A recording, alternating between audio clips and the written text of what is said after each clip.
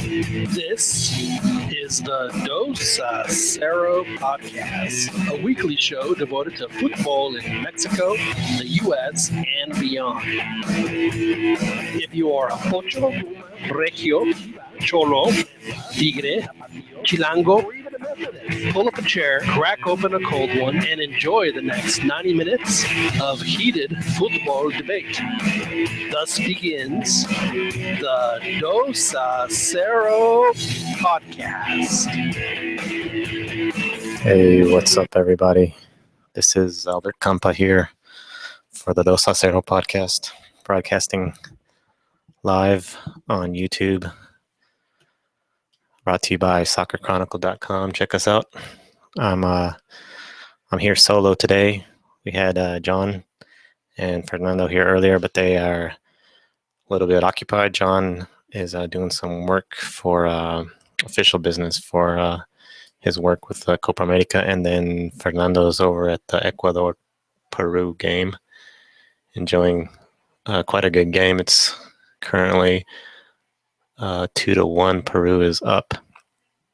Ecuador just scored a pretty nice goal to get within one with 41 in the 41. We're at 41 minute mark right now. So we might have some people join. We might have Dan join, and then John and Fernando might come on later. We'll see. But so you got me here rambling for the next few minutes to see how the show goes. I have an announcement as I made on Twitter, on the Dos Acero Twitter account. If you are a listener and have an opinion or something you want to announce or talk about, let me know through the Twitter account or through my own Twitter account, Beto_ATX. And given the opportunity for one of you guys, if you'd like to come on to the show here, anytime right now, live, I'll give you some information on how to connect and send you an invite. It's through Google Plus or your Google account. So if you have a Gmail account and you have Google Plus and you have the plugin for Google Hangouts, I can send you a invite and you can be on the show and we can talk some football. So I will connect here to the live broadcast and see if anyone's on the chat. So I guess we can begin talking about Mexico, since this is a Mexican football podcast. Let's talk about the first game for Mexico, which happened there in Group C. They played Uruguay on 5 June. So that was a pretty good game. They, of course, Mexico got the 3-1 win. It was a pretty interesting game, pretty entertaining. The first goal came off of an own goal by Pereira. It was pretty good pass, pretty good cut in for the goal. I thought it actually looked like I believe it was Herrera who was in there for the header, but it was indeed an own goal. So that helped Mexico out starting the game. Then Rafa Marquez scored later on after Uruguay scored to tie it up. Godin is just a beast with his head and in the middle. He tied it up. Mexico's looking good, so they were definitely challenging and doing a good job in the game, but Uruguay was able to get back in it until Marquez scored the goal to go 2-1 in the 85th minute. And that's when some controversy occurred. I see Pern is on. Oh, he just left. So Marquez scored that goal and was able to give Mexico the lead. The issue with that goal is it went in as a cross, sort of deflected off Marquez I was looking very hard at the replay. Apparently, I think the Uruguayan said that it had flicked off his hand, off his foot, and then hit Marquez in the hand, and then went off to the right, and it was kicked back in by a Mexican player. I don't know who exactly it was, and deflected right onto Marquez for a pretty good shot on goal, and he scored. After he scored, the Uruguayans went. I saw one specifically immediately called for a handball, ran to the sideline ref. Apparently, in the news report, it was said that, and this is just saltiness on behalf of the Uruguayan players and even the coach and federation, I believe. They said the sideline ref made a obscene gesture, grabbed himself basically in front to the players, and they got all upset and just started going crazy. So there was some controversy. The Univision broadcasters didn't know what they were complaining about, what the issue was. They were trying to find out on the replay and couldn't find out. There's an audio clip also for some Uruguayan announcers that were calling the game, and it was posted on YouTube. And it was interesting because you could just see the saltiness as Mexico scored their goals. They were quiet. They even were like using foul language, and I don't know how legit this broadcast was. If it was just like Uruguayan radio broadcast, or if it was like official TV channel. But it was weird seeing them talk the way they were talking, and just complaining about how Mexico was playing and things like that. So check out that YouTube video. It's pretty interesting. So then, of course, Mexico was with the lead at the 85th minute, and then Herrera scored a legit goal in the 92nd to finalize the game 3-1. I thought it was a pretty good game. I felt that Rafa Marquez was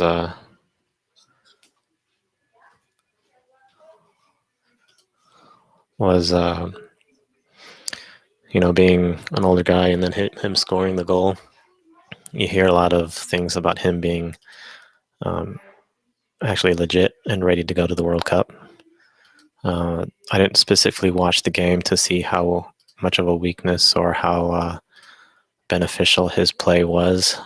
I've always been as skeptical of him now that he is older and a lot slower. He was in the back line, and I didn't really see him as a weakness in this game. I think he might have had help, sufficient help to where he wasn't really challenged, and the tactics might have been set up to where he didn't really expose his slowness or his age during the game. Diego Reyes was playing contención, so he was up top. I didn't really see him contributing too much in the passing arena like Rafa Marquez would do. I've always thought that Diego Reyes should be in back, and Rafa Marquez would be in his contención position to provide those passes and those outlets to the wings, or even, he's got great accuracy in his passes, long passes, to where he could be quite beneficial. But Osorio put him in the back, and it worked out. They seemed stable. Possession was good. The goal, of course, came, and then you hear all these praises for Marquez. I'm still not convinced. We'll have to see how he continues to play. If he gets exposed, which I think with a speedy team, he very well could get exposed. I don't think necessarily Uruguay was the speediest of teams. So we'll have to see how he goes with Jamaica. Jamaica does have, some athleticism, of course, and some speed. So we'll have to see how he does and how Mexico lines up against them.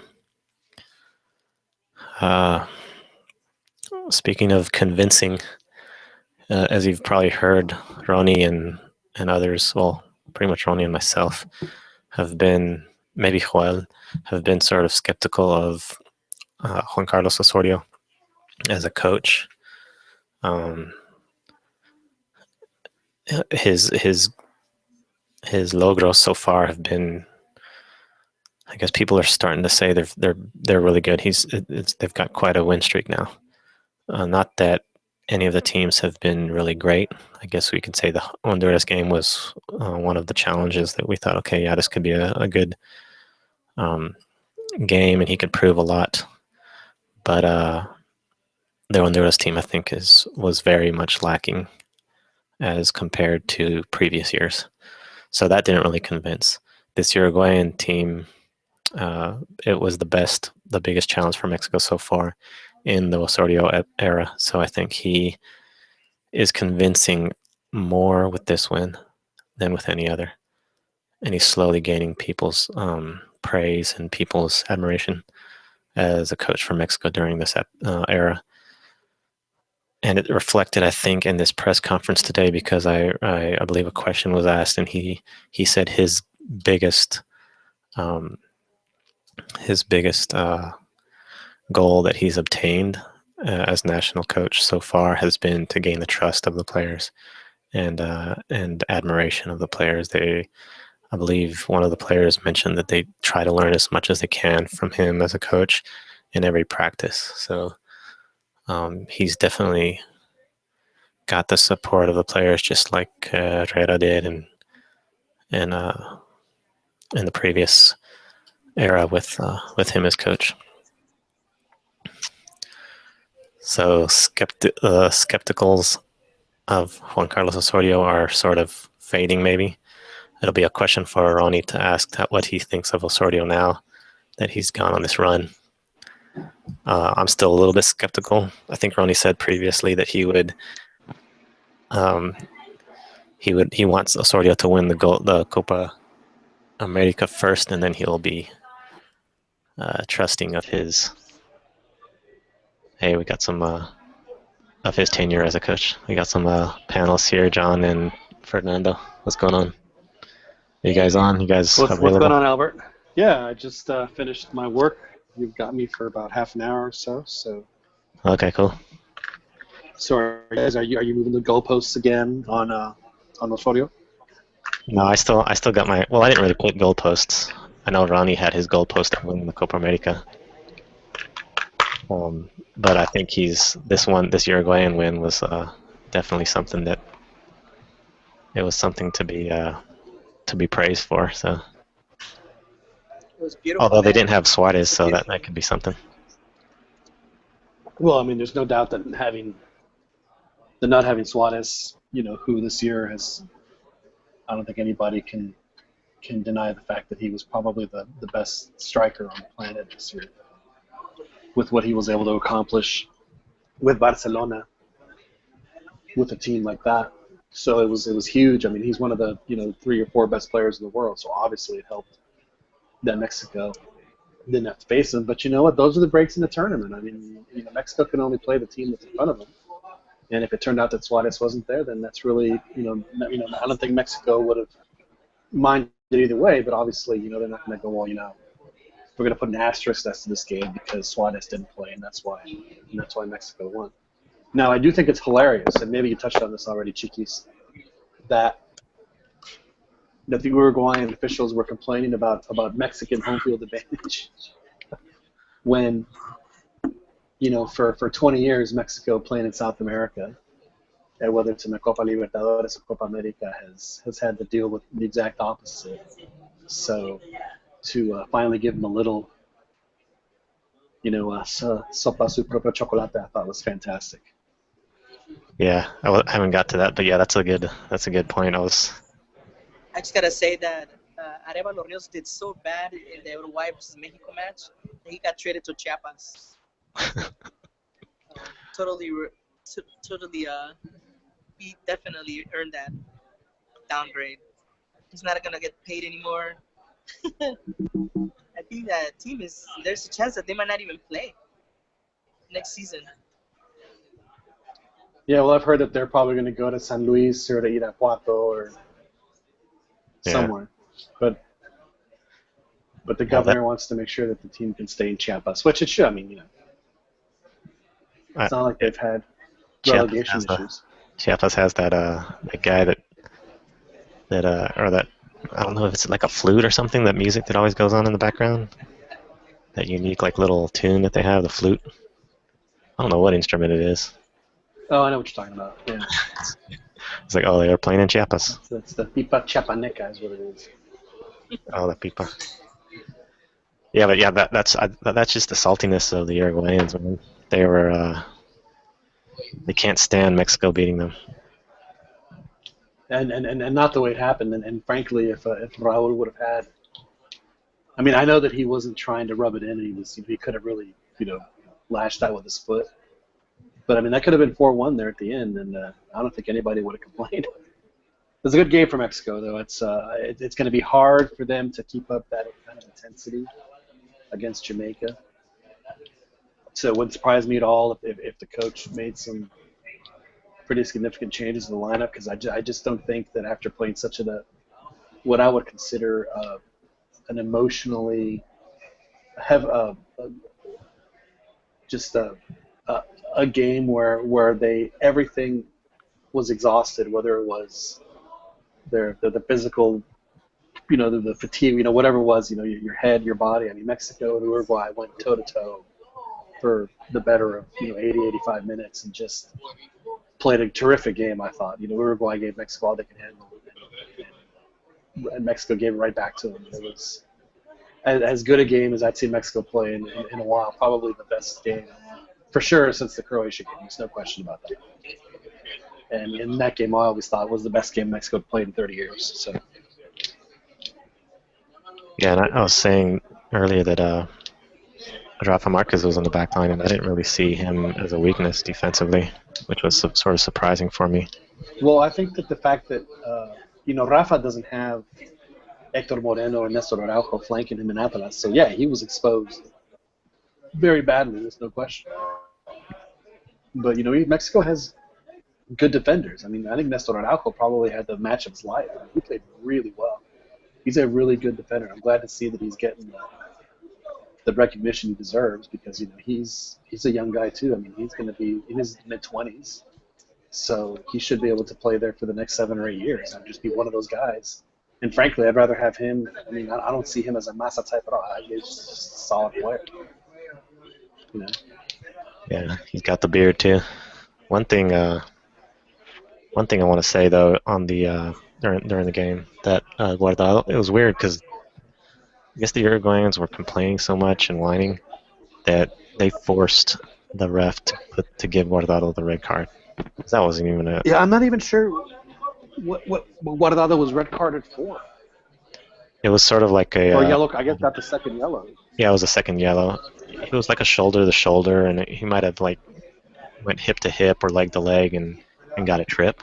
It was a foul, I think, definitely. Well, it was a foul, but it's certainly not a yellow card. Yeah, it wasn't a yellow. But once he that yellow card was some vaginosis treatment for the swelling exactly. of the Uruguayan. Yeah. But they just went off on the ref. They started complaining like crazy, and I don't think he was pulling it out. But once they started going crazy, he pulled it out, man. So. Yeah, I didn't quite understand that call, to be honest. Well, for now that you were there, tell us what happened. Well, I'll tell you guys that whining and bitching does take you places sometimes, but it doesn't get the job done. Okay, now tell us what happened.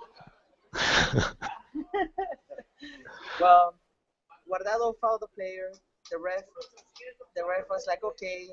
The Uruguayan players were like, what the hell? And people were complaining and going, whoa. And therefore, the ref decided to give the guy a second yellow card and a red card. Yeah, it was just contact. It wasn't like a slide tackle or a trip or anything like that. It was just leg contact, running side by side. Pretty much it. Well, I mean, like I said, so. Yeah, I have to admit I have Uruguay here tomorrow. I'm in Philadelphia, and that'll be my third game which is Uruguay, Venezuela, and it's frankly do or die for them. And for Venezuela, this is I mean, they can't get a better opportunity than this to maybe knock out a team like Uruguay and really kind of give them the credibility and the confidence they need to maybe make, because they've never even made a World Cup. So then, like I said, this could be just a really, really big game for them. So Yeah, that would be totally awesome if they eliminated them. That would be amazing. They deserve that, man. We'd hear even more whining and complaining from those guys. well, you know what's so amazing about Uruguay is it Uruguay to me is one of those teams that if they just decided to just play and not go into, like you guys said, the whining and complaining, and not do the what I would consider, for many years they were the most cynical team, at least national team play. That they never attacked. Maybe they would go counterattack, but man, they sure just love to just beat the hell out of you. They were really violent and dirty, and just Did not. you guys see what Luis Suarez did at the warm-up on that game? No, what Some did he do? player sent him a bad pass, so he just like barely trapped it, and then he kicked it really far straight at one of his own players in the warm-up. It's hilarious. Obviously, he was pissed. They stopped warming up after that. It was just Wow. a little tantrum. Well, I know. I mean, but when they actually decide to play soccer, they play really well. I mean, it's like one of those. It's like when you see a comic actor like Tom Hanks or whatever it is, and they don't make comedies anymore. It's like, dude, you're so funny. Why did you quit making those movies? That's kind of how I feel about Uruguay. It's like, why did you guys decide to stop playing? Because when you play, you can play beautifully. You're so much fun to watch. Yeah. And I think we saw a little of that in that game. I mean, that play that run that not Lugano but Diego Godin made.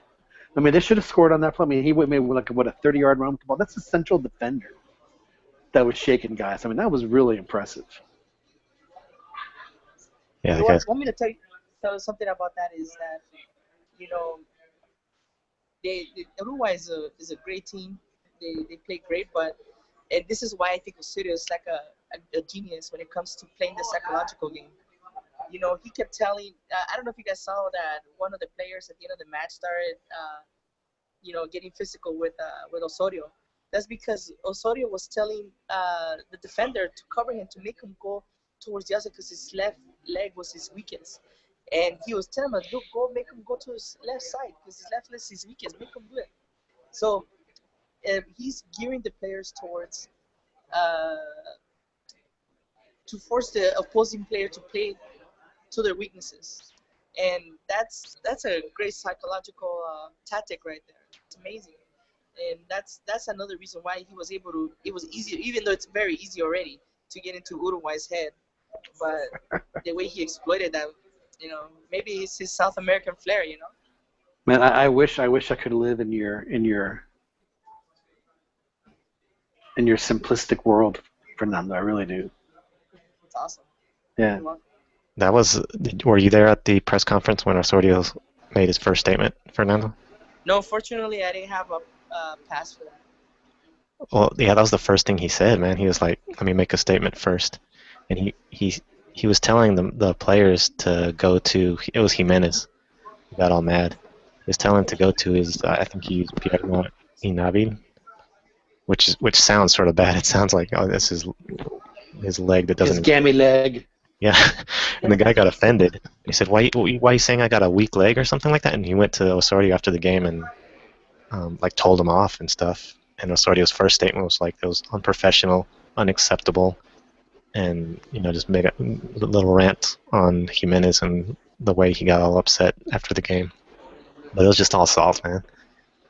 And that's sort of like everyone. I read an article by Tom. Everyone is saying that that's the way Osorio is. He's really detailed to tell his players to exploit certain little small aspects of the other team that he studies. And Tom was talking about how Osorio puts out the cones for the training. Like himself, he doesn't have a trainer or anybody. He puts out the cones, he measures them exactly, he plans everything down to the smallest details. Sort of interesting.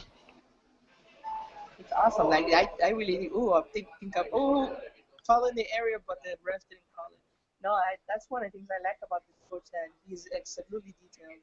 Even when you hear him talk, he is very detailed in the specifics that he gets, but at the same time, he doesn't try to give away the farm at the same time. Did you get his digits, Fernando? Did you get his digits, Fernando? I would have loved to call him up at night, say, hey, how you doing, Osorio? Yeah. FaceTime him, dude.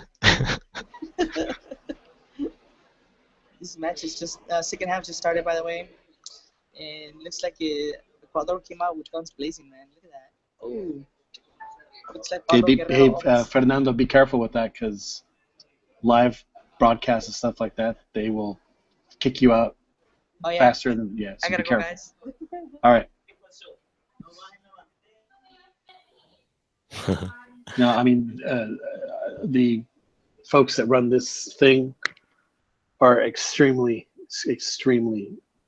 cognizant of stuff like that, and rightly so. I mean, people paid hundreds of millions of dollars to broadcast this thing, so they should get the exclusive windows, and I'm totally cool with that. There's nothing wrong with that.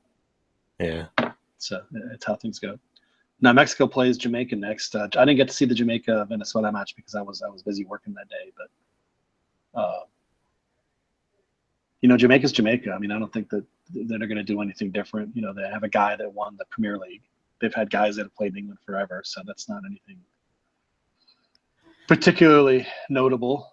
But to me, the big thing is I think Mexico's going to have a letdown. So I think if they just win the game, seriously, if they just win like 1-0, it'll be plenty.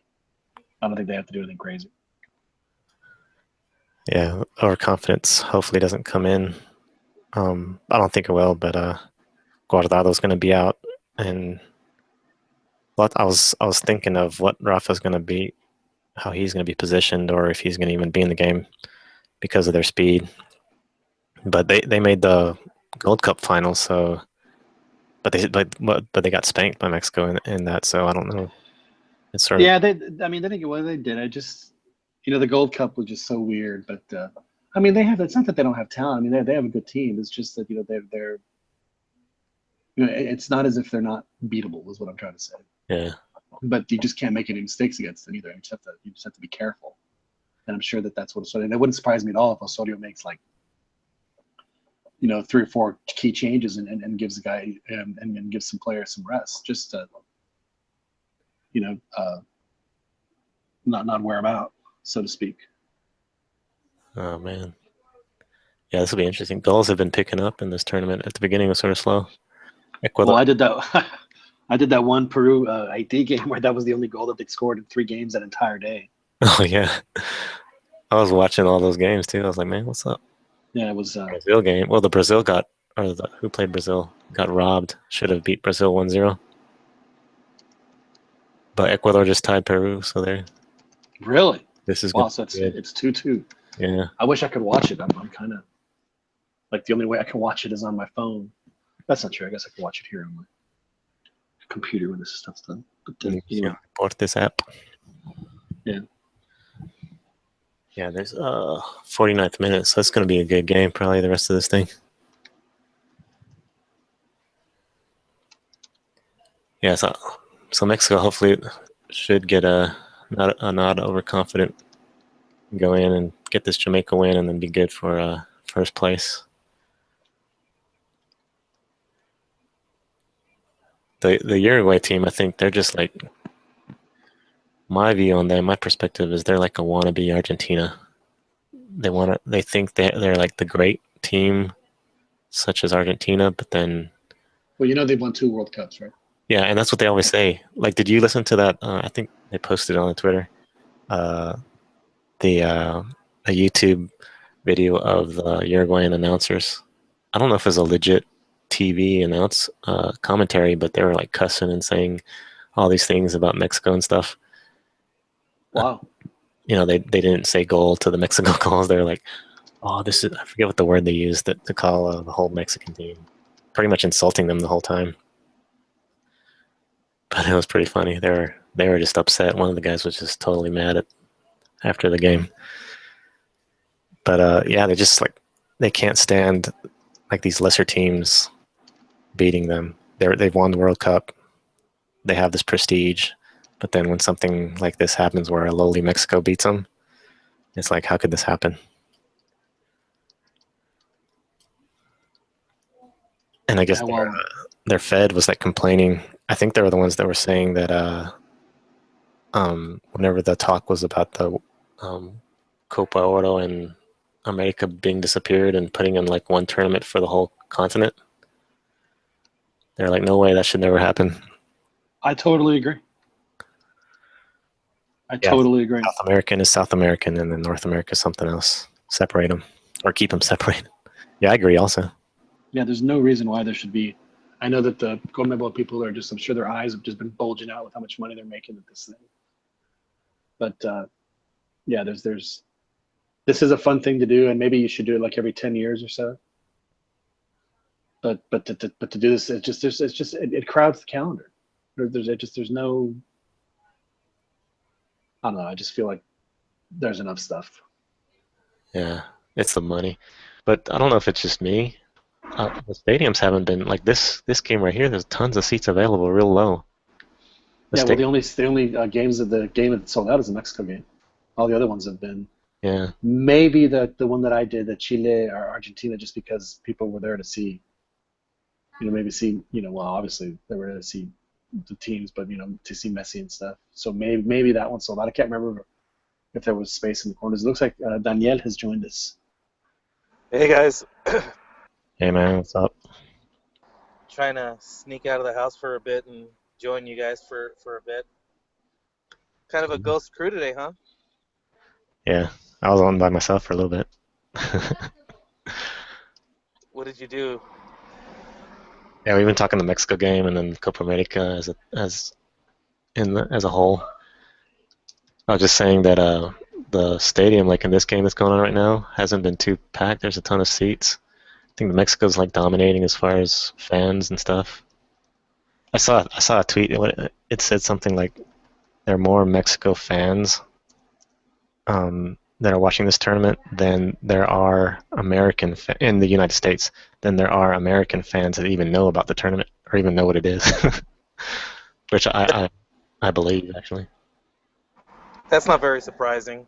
Yeah. No, I think it would be the other way around. I think that there'd be more fans here that have no idea what Copa America is than Mexicans are watching it. I think the number would be pretty staggering, actually. Oh yeah, that'd be an even more obvious one.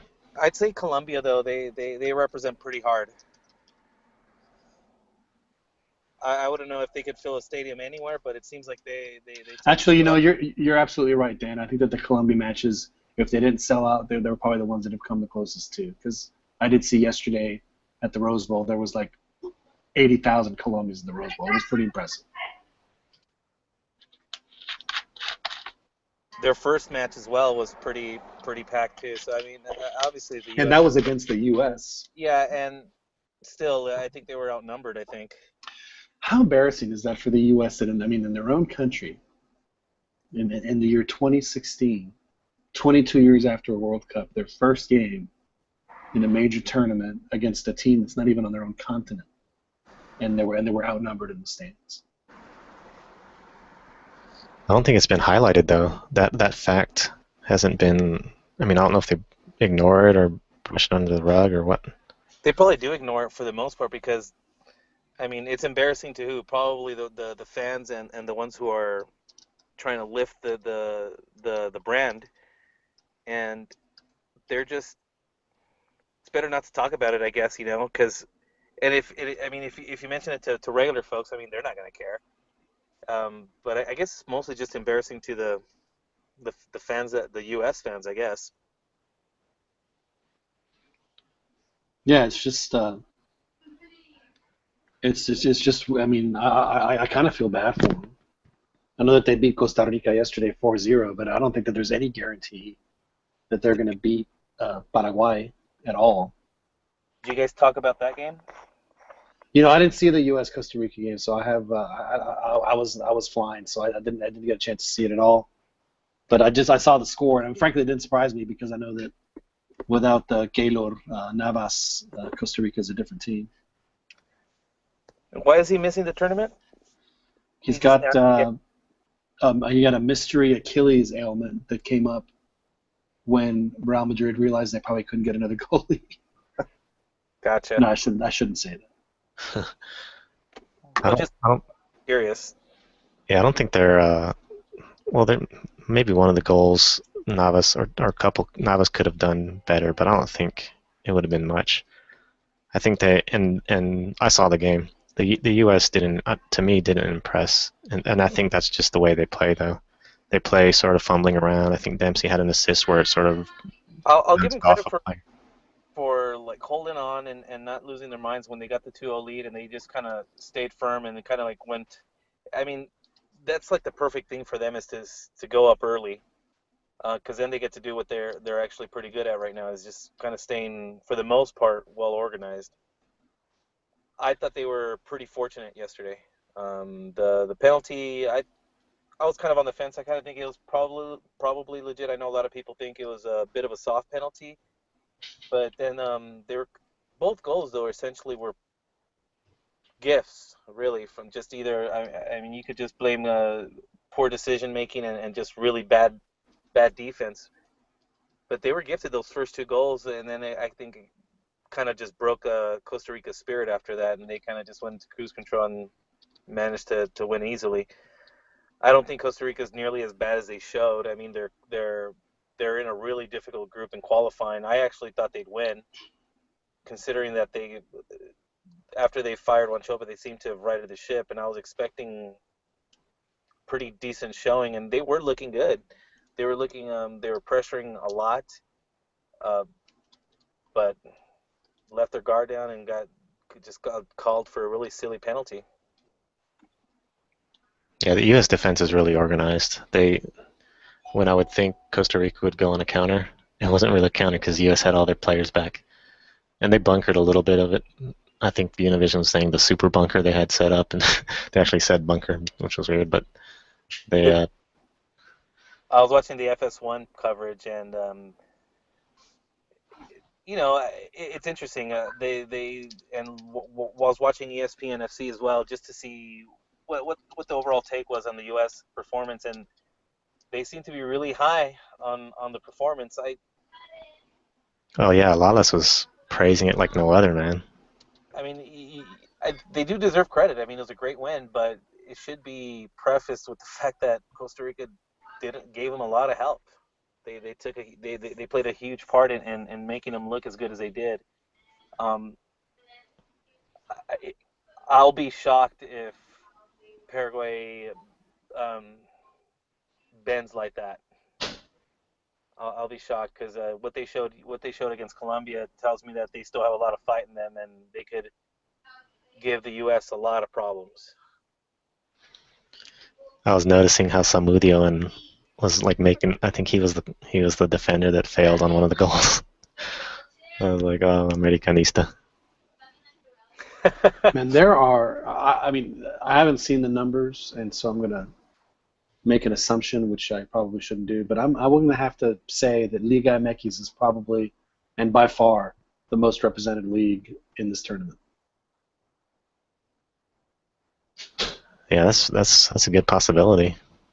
Because I know that it was last year when they had Copa America in South America. So I would have to assume that it would be the same for this one too.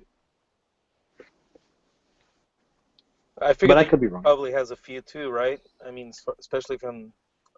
Well, I don't know. I'm thinking they probably have a few representing, but overall, at least the games are finally starting to pick up. I was kind of disappointed the first few games until the Mexico match.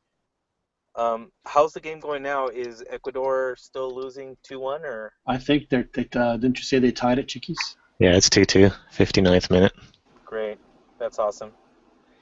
I was kind of, when they were down 2-0, I was like, man, that sucks because Ecuador definitely deserved more against Brazil, and Brazil seems to be now cruising. They pretty much got it locked in already, right? 4 points. Yeah, 4. And a gigantic goal differential. Yeah, poor Haiti. At least they scored a goal though. Yeah, they seemed happy that they scored a historic goal in a competition against Brazil. I mean, I'm not Very sure if you watched the game. It was actually kind of funny. They mentioned that a couple of the players were in that infamous game in Carson, in the Olympic qualifiers for the Beijing Games, and they were kind of just recalling that crazy wacky game where Mexico ended up winning 5-1, coming up 1 goal short, and how that game ended the career of various players from that team. Oh, is that Ugo? Oh, they mentioned Ugo too. They mentioned Ugo by name, like yeah, that kind of ended his coaching with the national team, and then just like I just remember players like Esqueda and Fernandez. Papi Fernandez, yeah. Yeah, But so apparently those guys are still around. Some of those guys are still around, and one of them's playing, I guess, in a third division or second division in Uruguay. So that's kind of interesting, and it's funny how that game, even though it's just a World Cup qualifier, just resonates with a lot of people. Because of course, what prefaced that was the Guatemala match where the fans were celebrating each goal that was being scored against them, knowing that it was screwing Mexico. Oh yeah, when Guatemala took the 5-0 Yeah, happily. yeah, that's against Canada. So yeah, they were dredging up old wounds, old memories. But that was just because I was there at that game at Carson, and I think Castillo was there. That kind of ruined his tenure with the national team too, right? And Homie, I think his Homie was part of that team as well. Oh, really? Yeah, absolutely right. And the Gauchito and Toros, Silva and Avila, who I thought were going to be terrific players, they just disappeared after that. The only one that survived unscathed was Memo, and then Villaluz, but then he got his concussion, and that was into him. Esqueda played a little with Tigres, but I'm still banking on Esqueda being the Oribe Peralta of this cycle. I think he's gonna come out of nowhere and start scoring goals. You never know how old. I mean, he can't be that old. He's still probably in his. He's got to be in his late 20s or early 30s. yeah. But That's what we've done, though, man. I don't blame Guatemala for doing that to Mexico. and so after we've seen a few games, who are you guys looking at as favorites as far as early favorites that are looking the best? Obviously, Colombia kind of made a statement, but I think Colombia's not as good as what they were in that game. Both teams were just losing the ball in the midfield, so Colombia didn't look too good. I think Argentina's looked the best so far.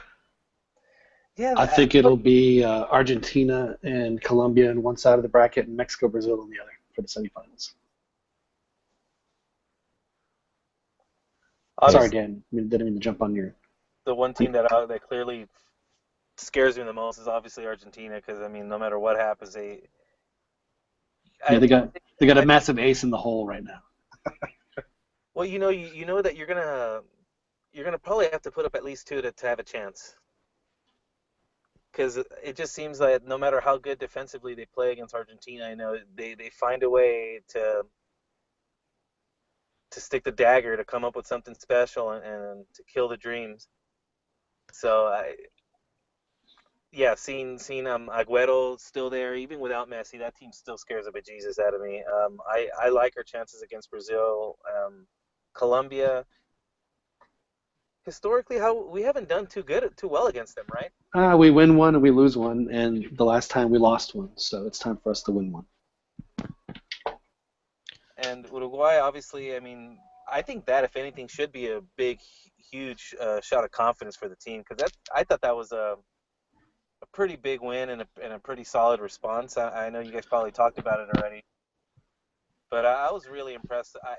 I personally never felt like the Holland game, where it's like, oh crap, like they tied the game and now we're gonna like shit our pants. I didn't think that. I never felt like that. They seemed like it woke them up right away, even with the send off. I'm pretty happy with the result, with the performance overall. As it's a shame that Ronnie's missing. I wonder what his take is on the actual game. I haven't heard from him to see what because I know he's one of the biggest critics as well as Joel. But I gotta say he's really impressing. That was a really tough team, and he managed to win convincingly, actually. Yeah, I was saying earlier, Ronnie's measuring stick is Osorio winning the whole thing. I think that's what he said before.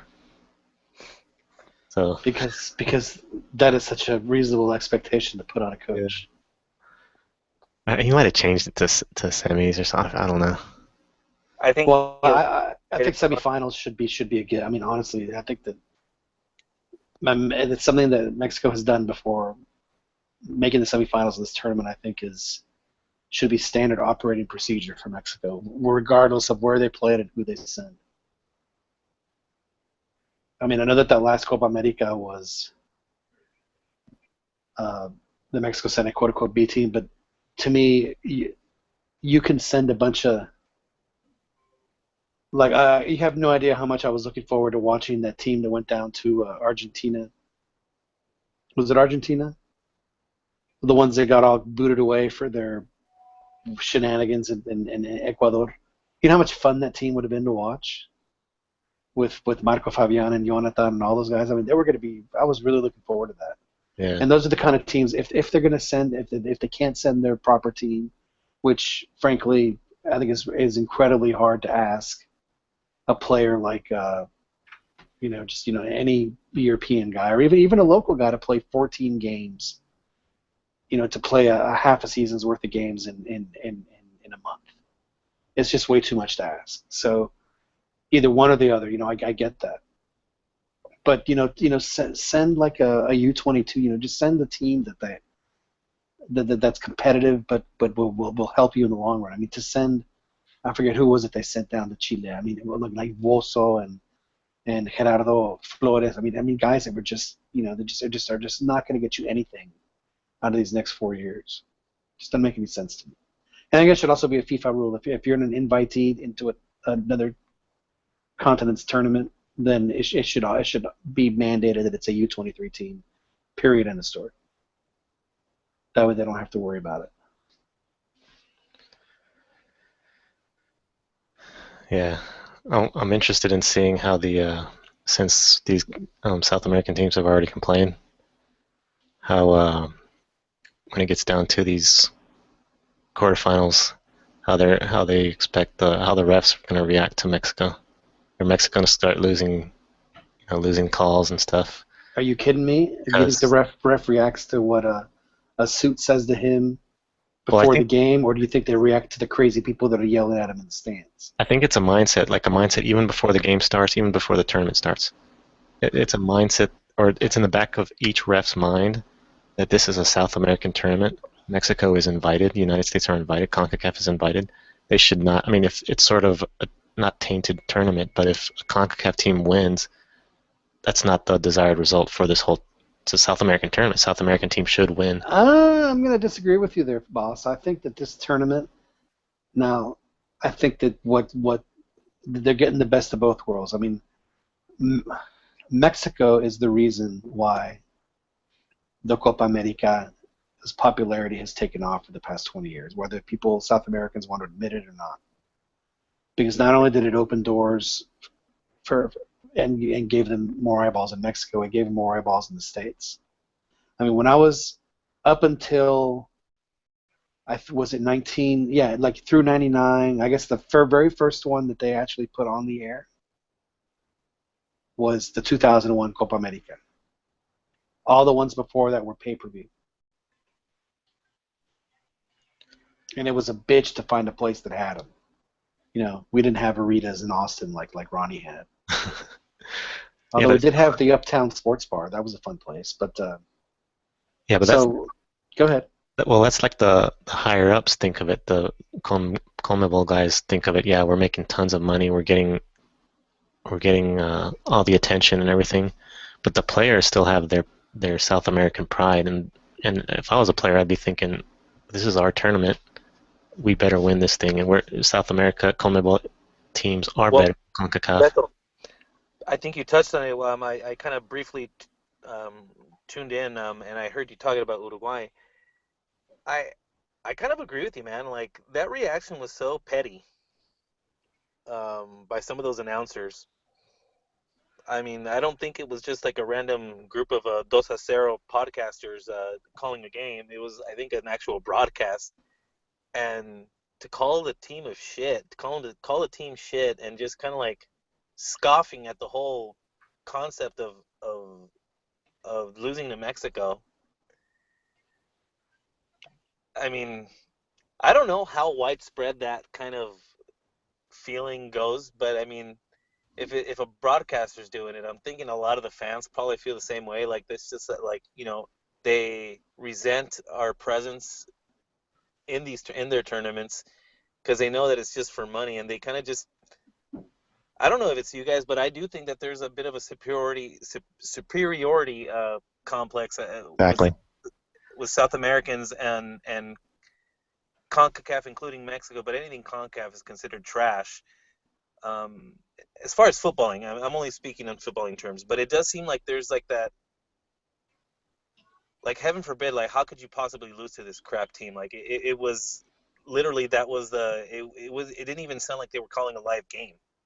Yeah, they didn't provide. I mean, they're insulting Mexico, but they didn't provide any, their play in the whole game that they were doing. It They sounded didn't like provide he any was. substance to it. Why? It Why was almost Mexico sounded good? like he was calling like a highlight show because he didn't even call the goal. Like he didn't say goal. He kind of just ho humly just said the score, and it kind of just and then went off on his insults. It was just. I thought it was pretty great actually. I mean, I'm not gonna lie. I was pretty amused by it because. How was Jorge Anytime. Ramos on anybody here? Jorge Ramos on Monday? No. Oh, that guy's Uruguayan, right? Yeah. Yeah, and the thing is, he's not gonna speak ill. I mean, he knows who pays his paycheck. Yeah, he covers Well, Mexico. so that's kind of what I was talking about earlier about how I think that there's going to be if there's going to be favoritism, then I think it's going to help out the home team. And when I say the home team in this tournament, it's not the U.S. It's going to be. I mean, it's Mexico. I mean, Mexico's playing. They're not there leaving. Let's see, they just played in Arizona. They're playing in Pasadena, and they're playing in Houston, and the quarterfinal is going to be in Santa Clara, and then the semis, if I'm not mistaken, is in Chicago. So But you're talking that- massive Mexican populations in every single one of those. But Mexico's gonna get stuck with either a South American referee or a really crappy CONCACAF referee who you can't really count on either. But I don't trust those referees at all. I mean, I think it's a sense of pride for every single person that comes from over there. They desperately, if their country can't win it, I know they're banking on somebody else lifting the cup.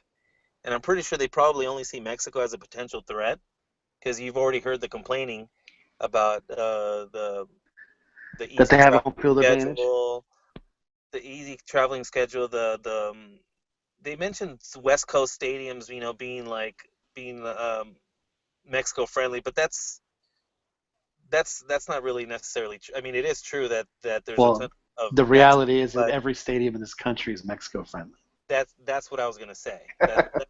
No matter where you pick the team, they're gonna fill it up. So I mean, they took it easy on them from a travel standpoint. Yeah, they don't have to travel. They don't have long flights, but the support is gonna be no matter where you stick them, they're gonna show up.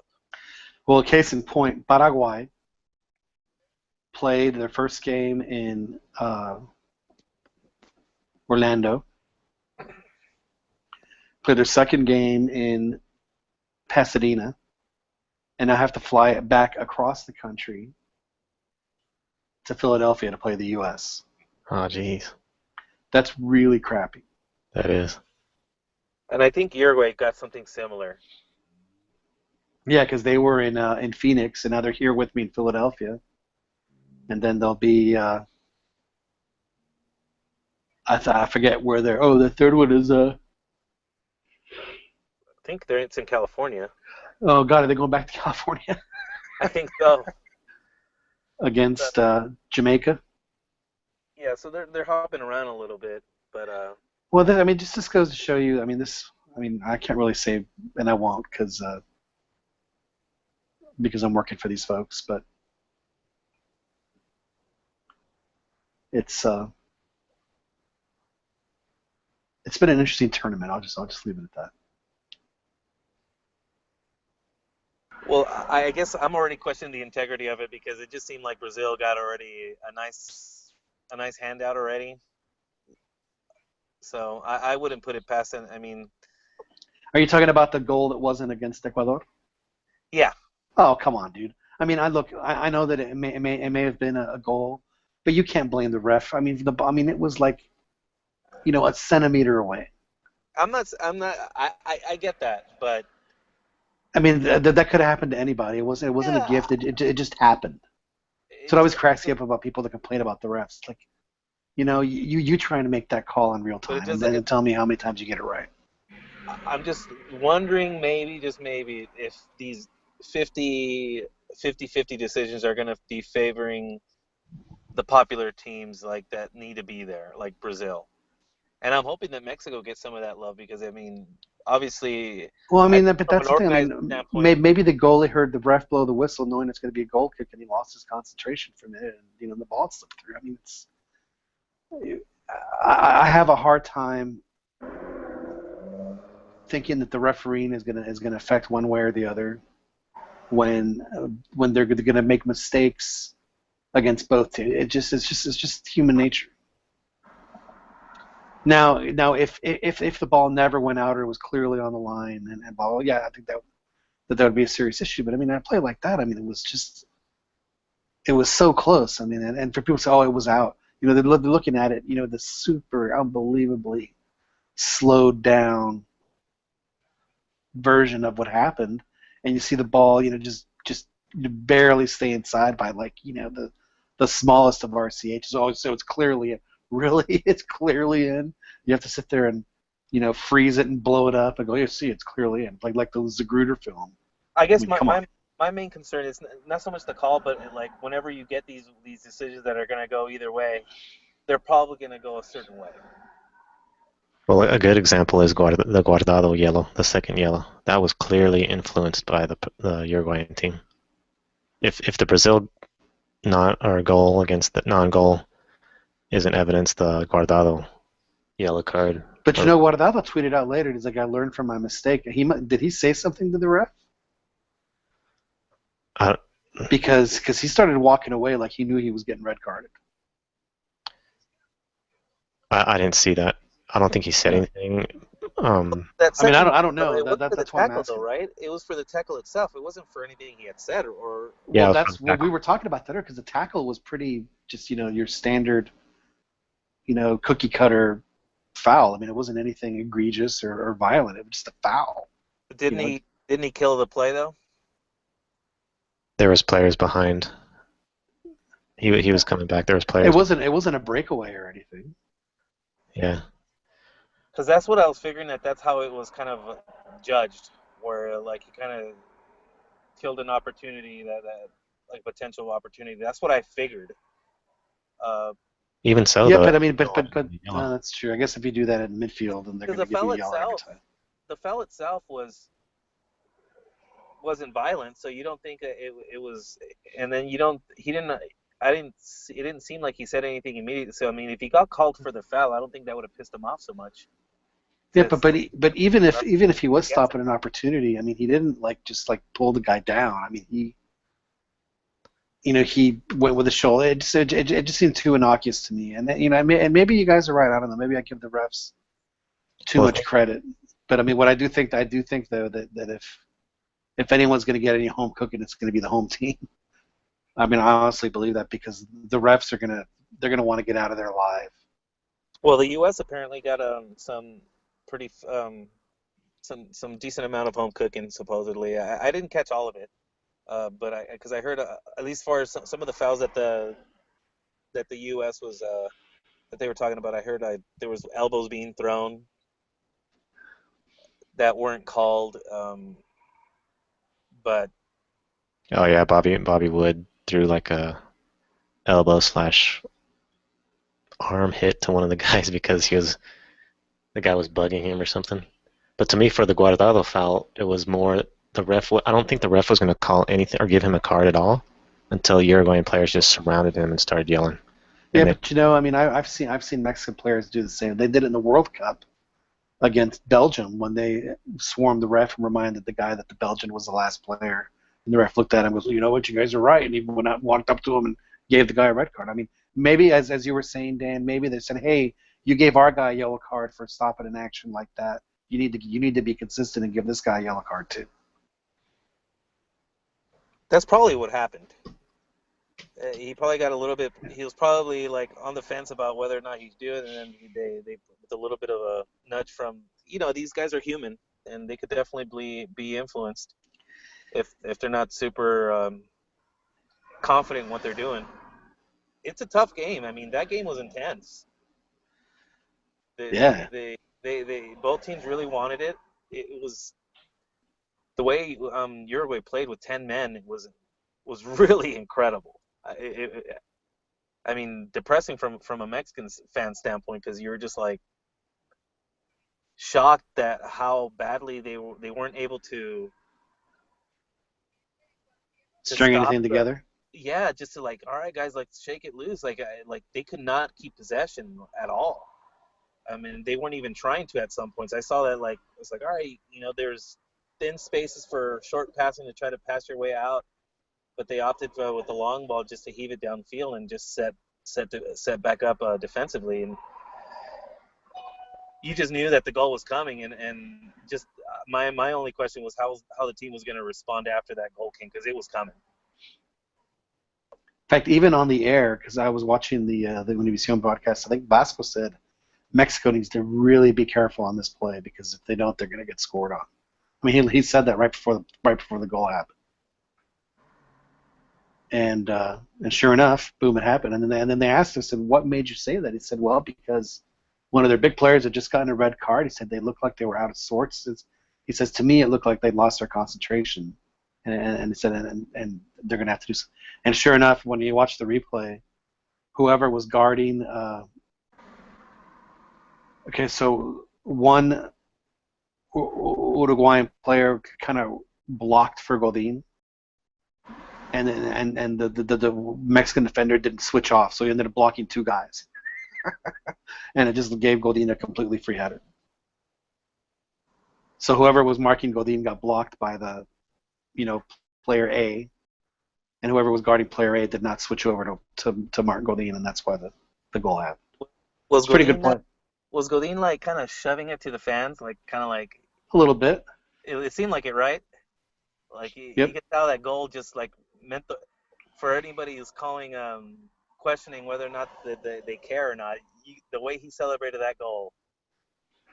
oh yeah, he's telling him to quiet down. Yeah, because like I don't know about you guys, but it pissed me off. I seeing him. I was like, oh god, I hope they pelt him with something. Yeah, I wasn't too happy with them. Yeah, and sure enough, they did. So your wish was granted.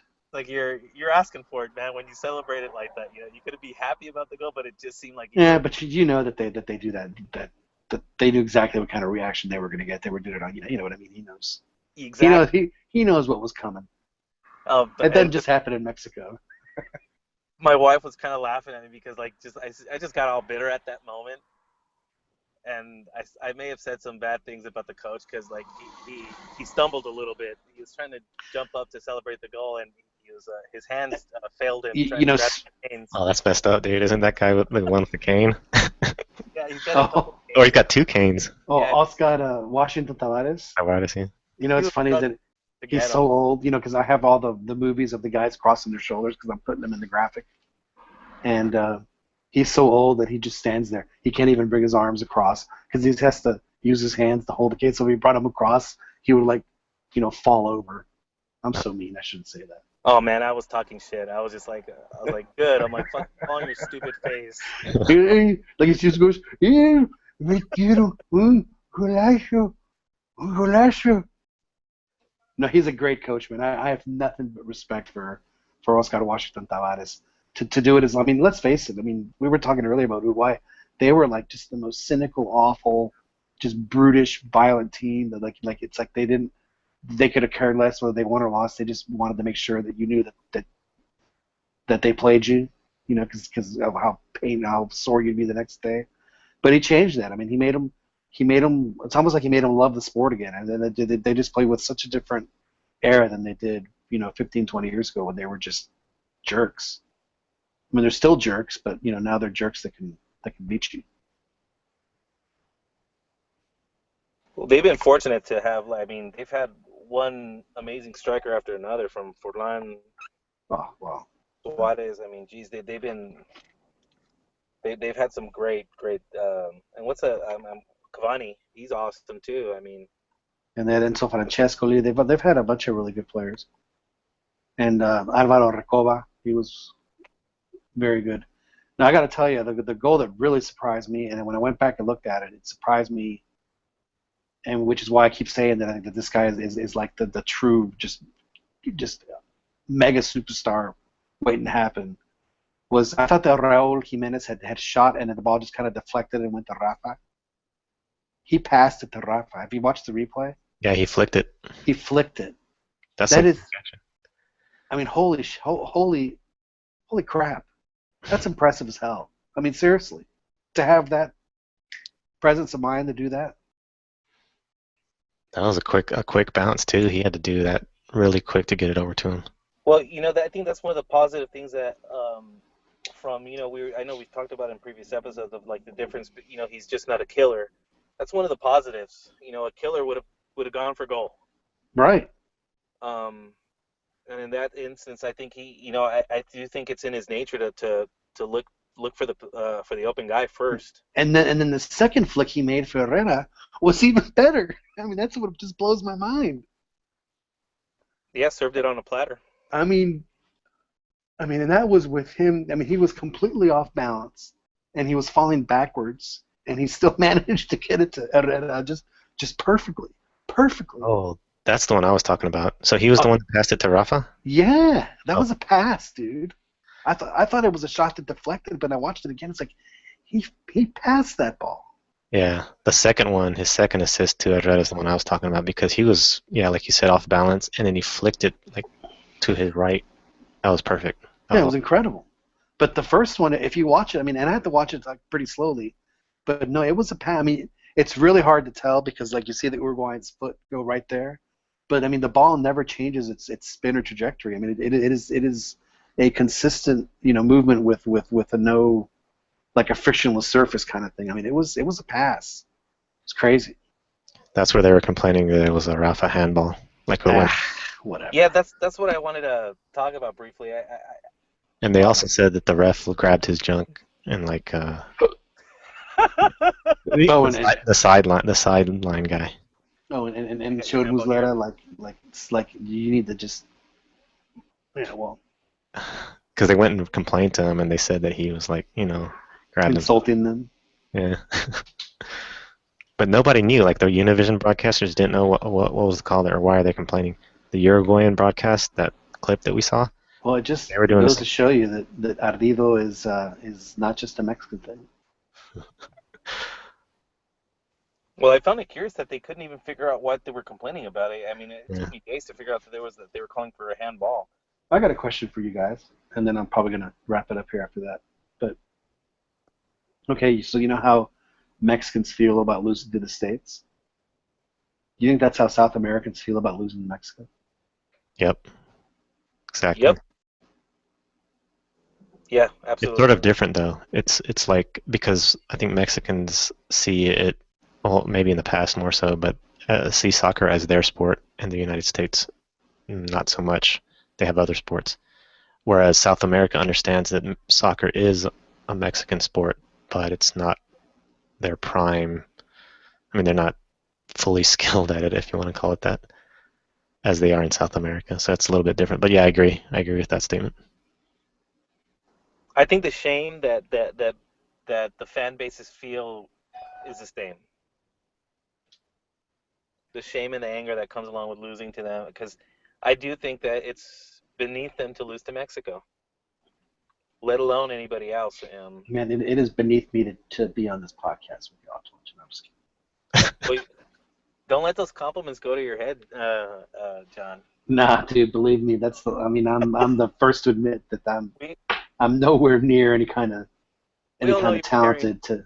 We all know you're carrying us, man. You don't gotta remind us all the time. Oh, I'm not reminding anybody of anything. I'm a very modest man.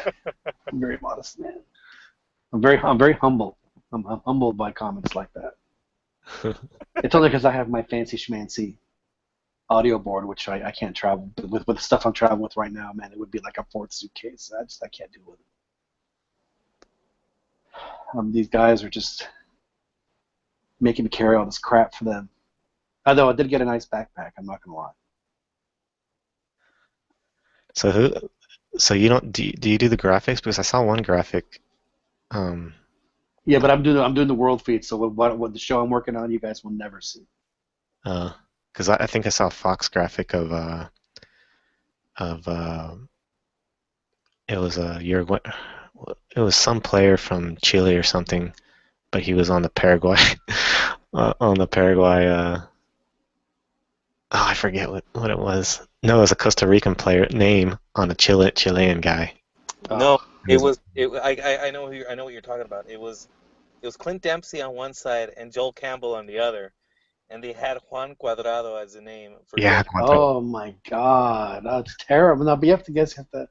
When I hear stuff like that, man, it makes me cringe because I do that for not as much anymore, but that is like it is so devastating when you make a mistake like that and it airs and you just want to just throw up. But how many eyes looked at all that before it got printed, before it got released, and they're like, "Yep, looks right."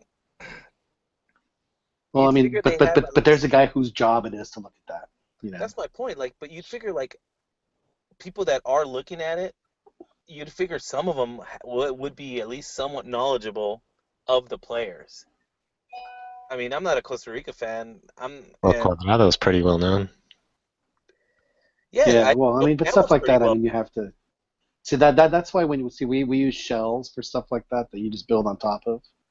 But you always put a name in there on the basic that you have to change, like Mickey Mantle, or Mickey, just something that's so crazy that you could oh my God, I gotta change that.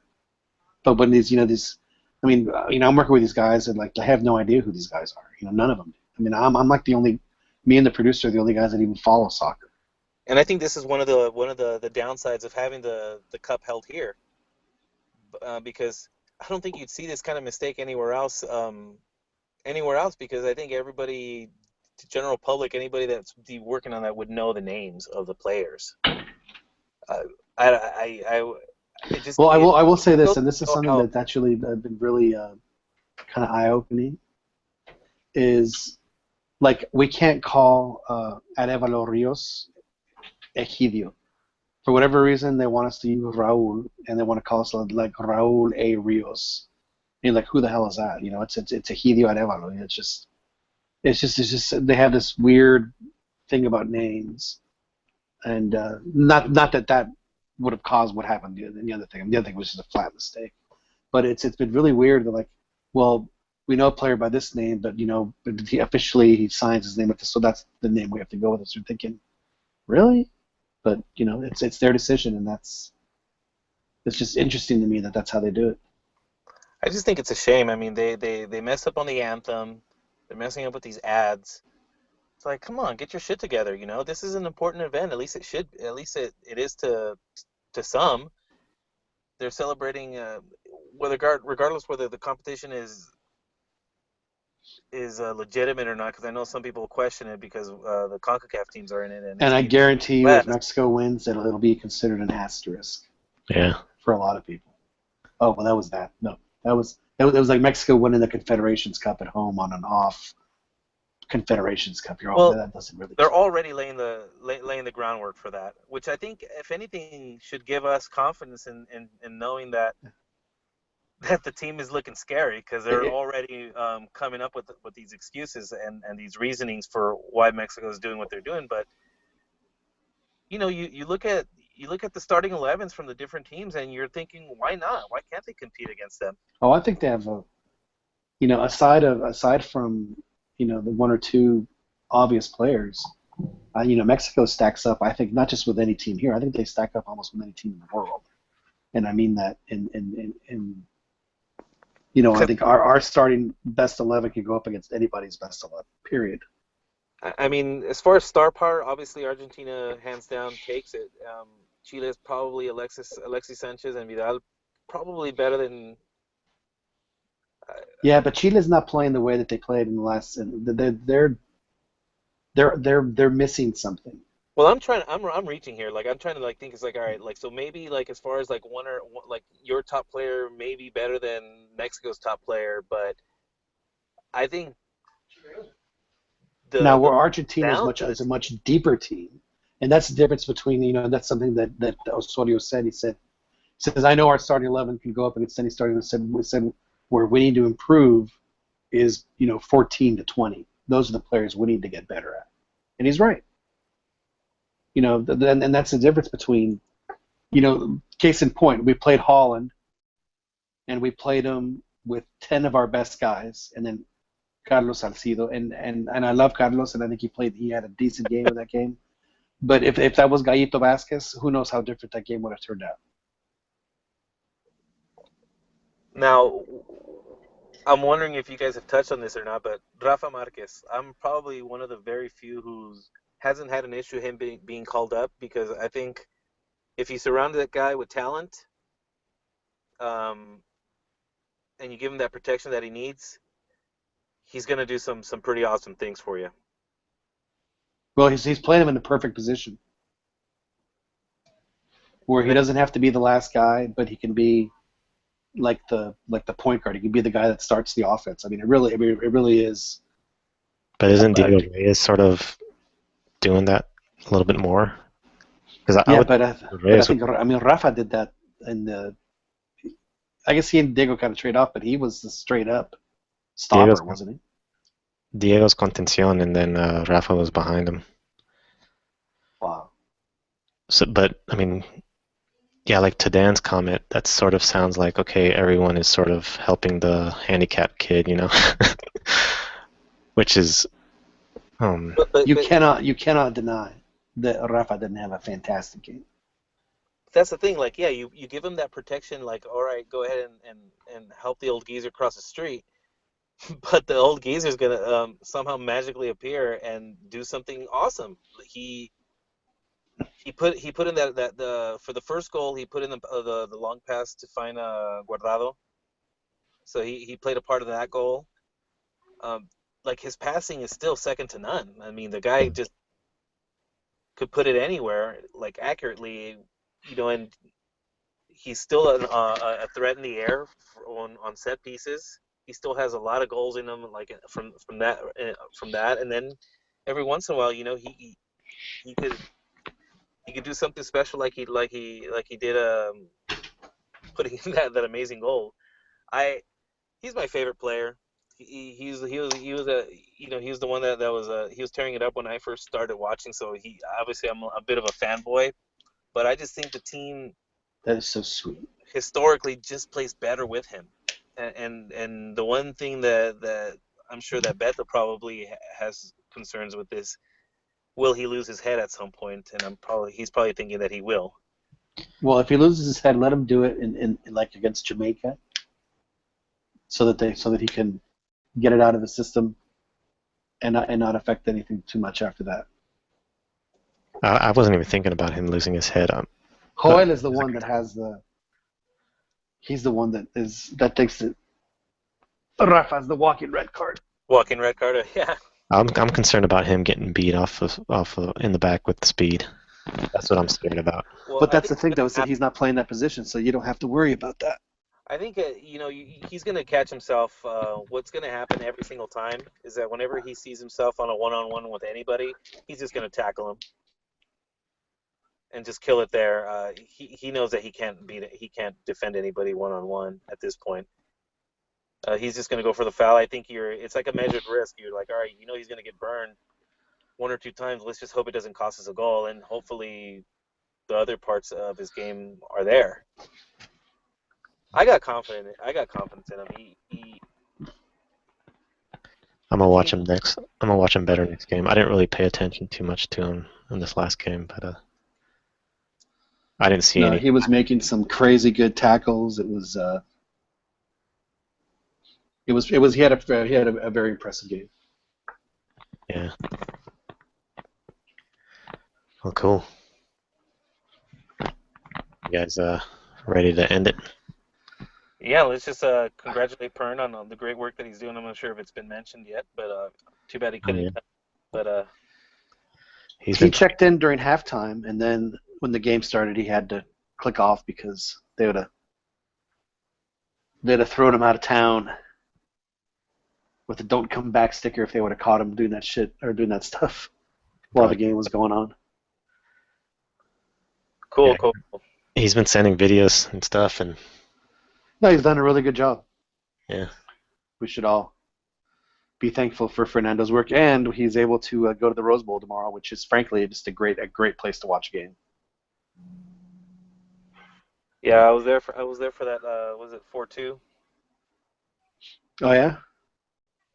Yeah, I was there with Wiso and a few other big soccer folk. Oh, I, see, I, he I'll didn't even tell. have to say La Volpe, and he showed he must have been listening. Hey, there he is. Fernando, You're- you there? He's on mute. Oh yeah, I could barely hear you guys. Sorry. Is your game over, Fernando? What was the final score? It was 2-2. It was a very close match, man. It could have gone either way. And like the Peruvians were getting very nervous at the end. They were making a bunch of mistakes in their own zone, but their goalie kept saving them. It's a very awesome match. Isn't it fun to go to a game where you have no vested interest? You're just there to kind of, and it helps you observe and report, and just makes it a little easier to. Well, obviously you're a lot more impartial, so you kind of see the game differently. Yeah, you know what? I'm gonna be honest. I'm a little biased towards the Ecuadorians because I have so many Ecuadorian friends. So I'm not gonna lie, but this game was really good. It was back and forth, but the only bad thing is that Peru kept bunkering. They were bunkering with 9 players, and they were playing for the counterattack. Which there was several times where they almost just the last touch was the last part that they needed to score on that counter, but that was a bad proposition. So I Well, think it you, didn't you work should out. ask the coach about that when you go downstairs. I didn't get a press conference. I'm here in the mix zone. Oh, okay. I got denied. All right. Are you gonna try to Well- find some Liga MX guys? Yeah, hopefully I get to question Walter Ayoví. You know, he's the main man of this match today. I think he was basically putting the Rayados work ethic out there. He kept running out the flanks, and he was putting up the good work. So You should have that. he put up a great performance tonight. Do you have your Rayados jersey? You could kind of maybe sneak a glimpse at him. You know? Nah, Maybe he'll give you an interview. I'll get it kicked out. I think if I ask for autograph. No, I'm the autograph type of guy. Anyways, You're but not? yeah, I'm hoping I do get a question out of him. And last time I actually yesterday after the practice I actually got to talk to him, and I was trying to do the fan to the player deal that I did yesterday with Angel Mina, but my dumbass forgot to turn on the press record. But he was talking to the Ecuadorian fan, so but I missed out on that. Good try though, man. It happens. Yeah, I know. So we'll see. What do you guys think? You guys have any questions for them? Or you guys didn't watch the match, right? No, I didn't. I barely. I caught part of it. I saw that when Ecuador was up 2-0, and then I saw that they were 2-1, and that's basically where I tuned out. Yeah, the match actually was in the first 13 minutes. Peru scored 2 goals, and it seemed like they were about to get destroyed. But Ecuador came back though and tied up the game in the second half. So it was a great game. And I was seeing that there was a funny statistic that Peru has always won every match after they were leading the goal in since the beginning of Copa Centenario. So today was kind of like a record breaking today, since they actually tied. They didn't win. So I maybe ask them. Well, I don't know. Did they let this slip through their fingers? I know, right? They did. They did. Well, So what's the situation for Ecuador now, though? That's two ties. well, what is it? Ecuador has 2 points. Peru and Brazil have 4. So they still Yep. got a shot. Brazil's, Oh yeah. This. Well, what I think Ecuador gets to play against Haiti, Maybe. right? Yeah, Yeah, they'll win that, so they'll get 5. you get 5, and Peru right now has 3. So No, 4. no, wait, So they have Brazil 4. and Peru are going to play, and That's if right. one of them win, then Ecuador should go through, right? So if Ecuador Ecuador's going to beat Haiti. They'll have 5. Brazil will beat Peru. Thought Peru beat Haiti So there's a in the potential first match. I think. for 3 teams to finish at 5. No, because Brazil's going to win. Yeah, Brazil's it's going to be on top. They're going to beat Peru probably. Ecuador's going to for sure have 5 points beating Haiti, and Peru's going to lose to Brazil. They're going to stay with 4. So it's going to be Brazil, Ecuador, and then Peru. Unless Peru ties or beats Brazil, then it gets complicated. That's why if they tie, then it gets real interesting. Yeah, then they would have 5. Brazil would have 5, and Ecuador would have 5. Assuming Then they, the yeah, goal differential. Brazil's going to go through. They got +6. yeah, they're in. Which is why it kind of like leads me to think maybe, just maybe, Peru could have a shot if Brazil goes into it with some second stringers. Oh yeah. Maybe just not into the so. game as much. So after goal differential, what's the how do you say? Probably head to head, Yeah. I would figure. So okay. I'm not sure though. I haven't Because looked. let's say they beat IT 1-0, and what's it called, Brazil and Peru tie. What's the next tiebreaker?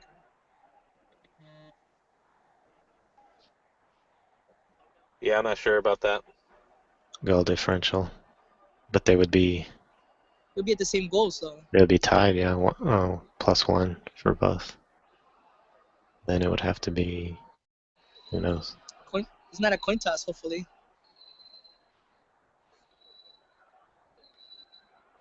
Wow, it looks like, man, I should have stayed at the stands. Looks like something's going on over there in the stands.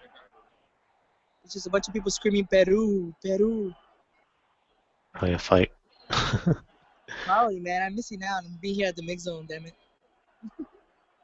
All right, man. Well, unless you guys have anything else, I'm gonna end the broadcast. Yeah, I'm good, dude.